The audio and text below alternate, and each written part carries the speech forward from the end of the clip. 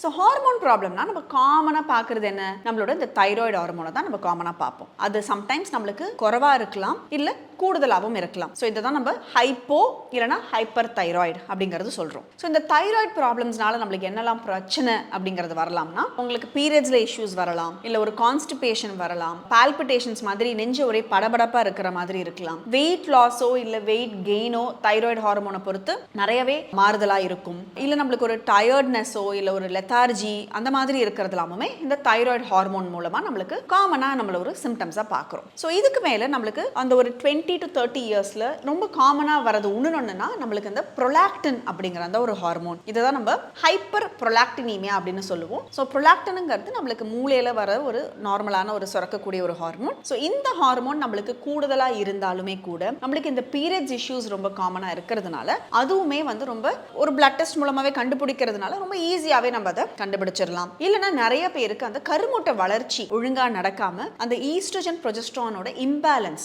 ரொம்ப அதிகமாக oestrogen hormone உடம்புல சுரந்து அந்த ப்ரொஜெஸ்ட்ரான் ஹார்மோனே இல்லாமல் இருக்கிறதுமே நம்ம அந்த ஒரு ரீப்ரொடக்டிவ் ஏஜ் குரூப் வந்து காமனாக பார்க்குறோம். ஸோ இதுலேயுமே நம்மளுக்கு பீரியட்ஸ் இர்ரெகுலராக இருக்கிறது, இல்லை நம்மளுக்கு அடிக்கடி வந்து ஸ்பாட்டிங் மாதிரி வரது, இல்லை ரொம்ப அதிகமான ஒரு பீரியட்ஸில் ப்ளீடிங் ஆகிறது, இல்லை பெயின் அதிகமாக எடுத்து ப்ளீடிங் ஆகிறதையும் இது ரொம்ப காமனாகவே நம்ம இந்த ஒரு விஷயத்தில் நம்ம பார்க்குறோம். ஒன்று எல்லாருக்குமே தெரிஞ்ச ஒரு விஷயம் தான் அந்த பாலிசிஸ்டிக் ஓவரிஸ்ங்கிறது. அதுலேயுமே நம்மளுக்கு அந்த ஒரு மேல் ஹார்மோன்ஸ் கொஞ்சம் கூடுதலாக இருந்து இன்சுலின் ரெசிஸ்டன்ஸ், நம்ம உடம்புல இன்சுலின் இருந்தாலுமே கூட நம்ம செல்லுலலாம் இன்சுலின் எடுத்துக்க முடியாத ஒரு சூழ்நிலை இருக்கிறதுனால வெயிட் கெயின்லேருந்து நம்மளுக்கு அந்த முகத்தில் வந்து பரு வரது, இல்லை வந்து மேல் பேட்டர்ன் ஆஃப் ஹேர் க்ரோத், தாடி மீசை அந்த மாதிரிலாம் முளைக்கிறது, இந்த மாதிரியான விஷயம் எல்லாமே நம்ம காமனாக பார்க்குறோம். ஸோ இந்த ஹார்மோன் பிரச்சனைகள்லாம் நம்ம எப்படி வந்து டயக்னோஸ் பண்ணுவோம்னா பிளட் டெஸ்ட் மூலமாக தான் காமனாகவே நம்ம எல்லாமே சிம்டம்ஸ் வச்சோ இல்லை நம்மளுக்கு அந்த ஒரு பிளட் டெஸ்ட் மூலமாகவும் இந்த ஹார்மோன் இஷ்யூஸ் எல்லாம் நம்மளால டயக்னோஸ் பண்ண முடியும். இது எல்லாத்துக்குமே நம்மளுக்கு ட்ரீட்மெண்ட் ப்ரோட்டோகால்ஸ் இருக்கு.